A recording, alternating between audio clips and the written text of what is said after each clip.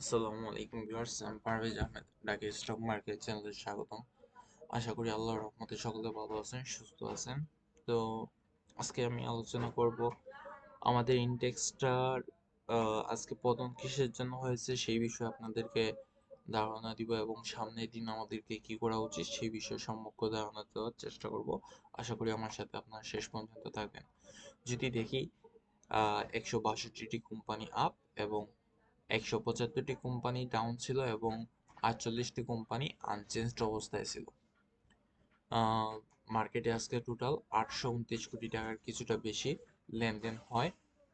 দিনের শুরুতে বেশ পজিটিভ থাকলেও দিনের শেষ করতে মার্কেটে পতনের সম্মুখীন হয়।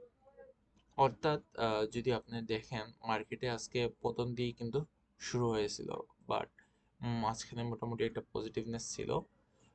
যদি আমি টপ টপের দিকে দেখি, টপ গেইনারে ছিল B BIFC, first finance, Mir Akhtar, EPGL, Coppertech, MHSML, IL ILFS, তারপর আপনার প্রিমিয়ার লিজ, ফার্স্ট ফাইন্যান্স।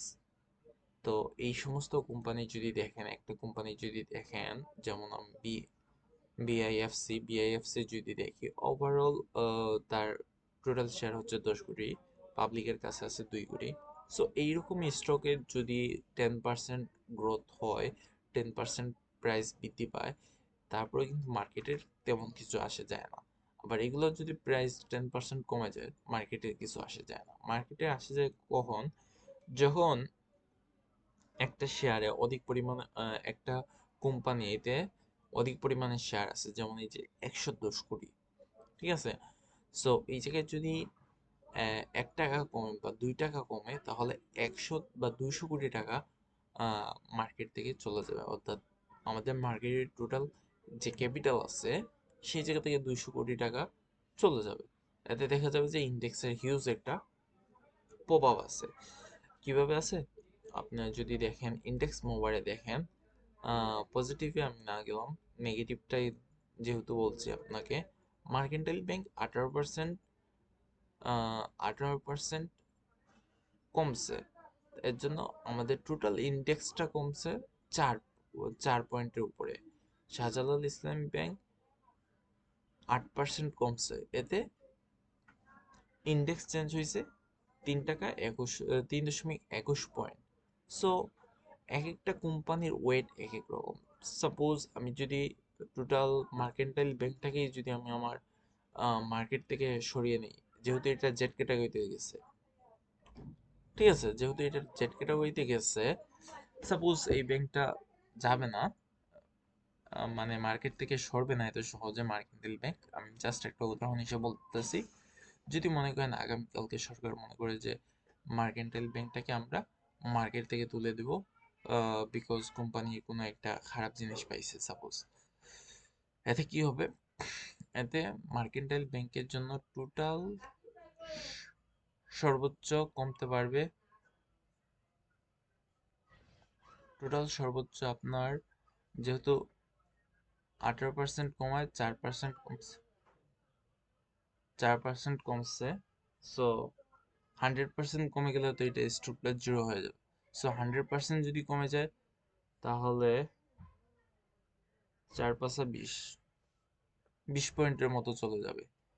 অর্থাৎ মার্কেন্টাইল ব্যাংকের টোটাল বর্তমানে যে ইন্ডেক্স আছে, এই ইন্ডেক্সের উপর মাত্র 20 থেকে 21 পয়েন্ট কন্ট্রিবিউশন করে। সো এই স্টকটা যদি চলে যায়, এতে মার্কেট থেকে 21 পয়েন্ট বা 22 পয়েন্ট চলে যাবে তার বর্তমান প্রাইস অনুযায়ী। সো দেখবেন যে এর জন্য দেখবেন যে আমাদের অনেক সময় অনেক পরিমাণে স্টকগুলা বৃদ্ধি পেলেও ইন্ডেক্স কিন্তু তেমন বাড়ে না। আবার খুব কম পরিমাণে স্টক বৃদ্ধি পেলেও দেখা যায় যে ইন্ডেক্স বাড়ে। সো এইটা হচ্ছে মেইন রিজন, মার্কেটে তাদের ওয়েট কম বেশির জন্য এটা এরকম হয়ে থাকে। সো এখন ব্যাংকিং সেক্টরে একটু কারেকশন আসবে। যদি ব্যাংকের ওভারঅল আমি ওভারঅল সেক্টরটা দেখি। ওভারঅল ব্যাংক সেক্টরটা যদি দেখি, সো আমার এই জায়গায় ড্র করা আছে গ্রাফ। ব্যাংকের সাপোর্ট লাইন এই জায়গায় একটা আছে, এই জায়গায় একটা আছে, আবার এই জায়গায় একটা আছে। সো ব্যাংকের সাপোর্ট লাইন এই জায়গায় একবার আসছিল, এই জায়গায় একবার আসছিল, দুই জায়গায় যখন সর্বনিম্ন জায়গায় আসে তখনই একটা হিউজ একটা সাপোর্ট পায় এবং উপরের দিকে যায়। দেখা যাচ্ছে যে এই জায়গায় যদি আমি দেখি 2025-এ জানুয়ারিতে ব্যাংক সেক্টর তেমন একটা ভালো পারফরমেন্স করে নাই। এবং 2025-এর জুন মাসে এটা সর্বনিম্ন ছিল, এবং 25-এর আবার নভেম্বর মাসেও এটা সর্বনিম্ন ছিল। মাঝখানে একটা স্পাইক দেখা গেছে। সো এইটা একটা সাপোর্ট হিসেবে কাজ করছে। দ্বিতীয়ত এই জায়গায় আরেকটা সাপোর্ট হিসেবে কাজ করছে। হুম এই জায়গায় আরেকটা সাপোর্ট হিসেবে কাজ করছে। আর 3 নম্বর যে সাপোর্ট হিসেবে, এটা এটা হচ্ছে 3 নম্বর সাপোর্ট। সো মার্কেটে এই জায়গায় ডিমান্ড জোন, এটা সাপ্লাই জোন, এটুকু বুঝলেই হবে। যখন ডিমান্ড জোন আসছে তখন ডিমান্ড ক্রিয়েট হয়েছে, সেই জায়গা থেকে অনেক বাড়ছে, বাড়ার পরেই যে সাপ্লাই জোনে এসে তার সাপ্লাই শেষ। আবার নিচের দিকে আসছে, ডিমান্ড জোনে আটকা পড়ছে, ডিমান্ড জোনে থেকে আবার তার সাপ্লাই জোনে গেছে। সো এই জায়গা থেকে মার্কেট যে আবার উপরে যাবে এরকম খুব কম হয়।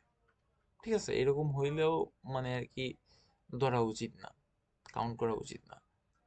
দ্বিতীয়ত হচ্ছে এই জায়গায় একটা ডাবল টপ তৈরি করছে, এই যে একটা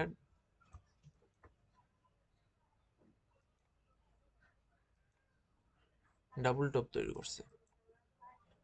ডাবল টপ তৈরি করলে সাধারণত এই জায়গা থেকে একটা সিগন্যাল আসে যে উপরে যদি ডাবল টপ তৈরি করে তাহলে সেল সিগন্যাল চলে আসে। সো সেই হিসাবে সেল নিয়ে নেওয়াটা, এক্সিট নিয়ে নেওয়াটাই ভালো। যদি প্রফিট থাকে প্রফিট নিয়ে নেওয়াটা ভালো। এখন হ্যাঁ, দুই একটা ব্যাংক ব্যতিক্রমী আচরণ করবে, এটাই স্বাভাবিক, এটাই মার্কেটের বৈশিষ্ট্য যে দুই একটা কোম্পানি তার ব্যতিক্রম থাকবে। বাট ওভারঅল দেখা যাবে যে এইরকমই আপনার বিহেভ করবে। এর মধ্যে আপনার একটু বুঝে শুনে ইনভেস্ট করা উচিত। যেমন আমি যদি ধরি ডাচ বাংলা ব্যাংকের কথা যদি আমি বলি, ওকে, ডাচ বাংলা ব্যাংকের কথা যদি আমি বলি, ডাচ বাংলা ব্যাংকে দেখা গেছে যে তার গত বছরের যে ইপিএস ছিল সেই থেকে সে অলমোস্ট ডাবল ডাবল পরিমাণে ইপিএস করছে, বাট তার প্রাইজের কোনো পরিবর্তন আসে নাই। সে সামনে ডিভিডেন্ড দিবে, এবং ডিভিডেন্ড ইল্ড হচ্ছে প্রায় 6%-এর কাছাকাছি। সো এইরকম একটা স্টকে যদি আপনি রিজনেবল প্রাইস 40 টাকার কাছাকাছি পান, তাহলে আমার মনে হয় এই জায়গায় এন্ট্রি নেওয়াটা সবচেয়ে ভালো হবে। এই জায়গায় এন্ট্রি নেওয়াটা সবচেয়ে ভালো হবে, বিকজ এক তো আপনি একটা সেফ জোনে আছেন। যেহেতু এটা প্রাইস সেই রকম বাড়ে নাই, প্রাইস বাড়ারও একটা সম্ভাবনা আছে। তার ফার্স্ট কোয়ার্টারটাও বেশ পজিটিভ আসছে। এখন সেকেন্ড কোয়ার্টার যদি এই জায়গাতে একটু বেশি আসে, যেমন 1 টাকা বা 2 টাকা যদি চলে আসে ইপিএস, দেন আপনি জাস্ট একটা সময়ের ব্যাপার আপনার গেইন হতে। ঠিক আছে, এই হচ্ছে ব্যাংক সেক্টরের অবস্থা। আর ইদানিং আমি যেটা লক্ষ্য করতেছি ফুয়েল সেক্টরে, ফুয়েল অ্যান্ড পাওয়ার সেক্টরে দেখা যাচ্ছে যে কয়েকটা কোম্পানি বেশ ভালো পারফরমেন্স করতেছে।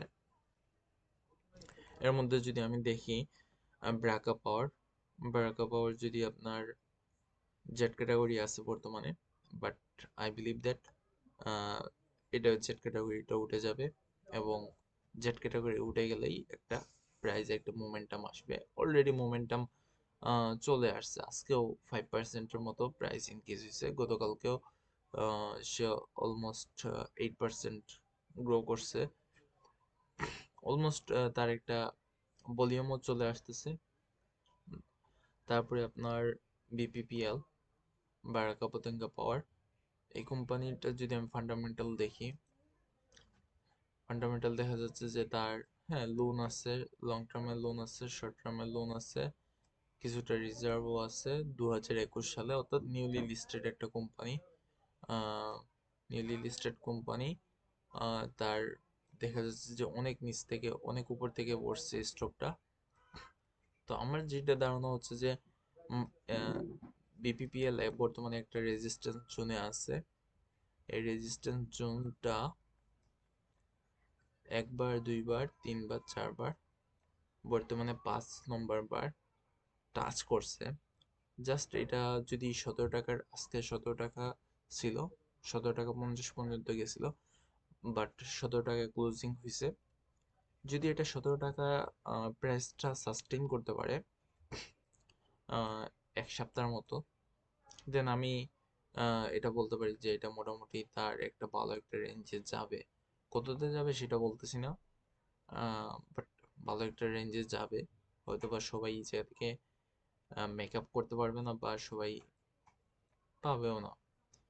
বাট এইরকম স্টকের খেলা কিন্তু অনেক আগে থেকে শুরু হয়ে গেছে। 2025-এর, তারপরে 2025-এর মার্চে, তারপরে 2025-এর অক্টোবরে, এইগুলো জুনটাতে হিউজ পরিমাণে বাইং আসছে। দেখতে পারতেছেন এই জায়গায় ভলিউমটা যদি দেখেন, ভলিউম কিন্তু হিউজ পরিমাণে ভলিউম হয়েছে। দ্যাটস মিন কেউ না কেউ এই জায়গা থেকে আপনাদের কাছ থেকে স্টকগুলো কালেকশন করছে। ঠিক আছে, পাবলিকের কাছে দেখা যাচ্ছে যে অনেক উত্থান পতন হয়েছে, ইনস্টিটিউশনে অনেকগুলা অনেকবার কিনছে, বিক্রি করছে। সো এইটা তাদের একটা মেবি পলিসি, কালেক্টিং করার পলিসি। সো এই জায়গায় একটাই জিনিসের অপেক্ষা, জাস্ট 17 টাকার উপরে তাকে স্টেবল হতে হবে, এবং সেই জায়গা থেকে একটা মুভমেন্ট আসবে আশা করি। তারপরে আমি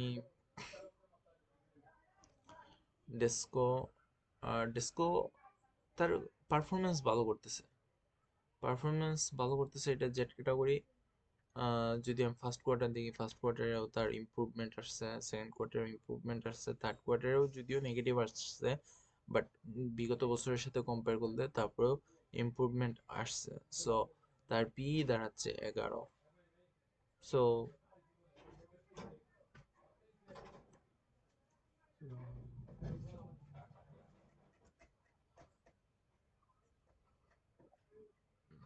সো এই জায়গায় সেম সিচুয়েশন। আশা করতেছি সেইবার ঢাকা ইলেকট্রিসিটি পাওয়ার যদি আমি ডিভিডেন্ড দেখি, প্রতিবার 10 থেকে 12% ডিভিডেন্ড দিছে 2024 এবং 2025। ভিডিও বানাই আর, হ্যাঁ ভিডিও বানাই আর, আমি তো কিনলাম তো। আচ্ছা আচ্ছা, একটু আহ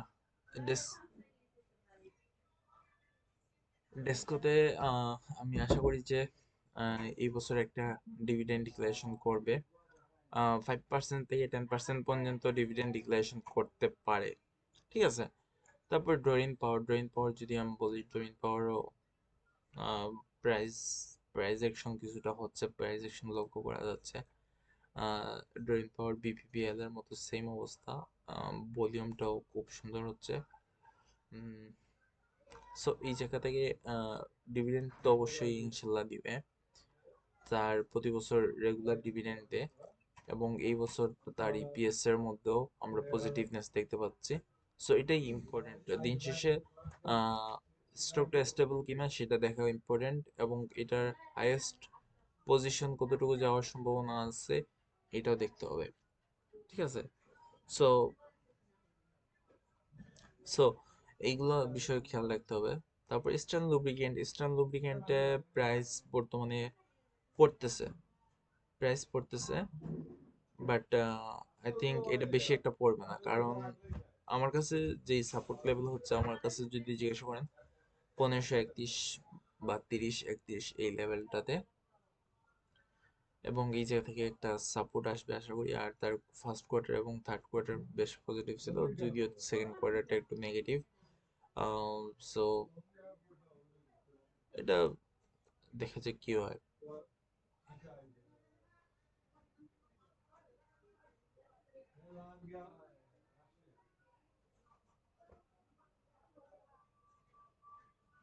তো ম্যাক্সিমাম কোম্পানিগুলো এইরকমই, বাট অবশ্যই আপনার দেখে শুনে ইনভেস্ট করতে হবে। শুধু হুজুগেও ইনভেস্ট করলে হবে না। ঠিক আছে, তো ভালো থাকবেন, সুস্থ থাকবেন। আজকে এই পর্যন্ত, আল্লাহ হাফেজ।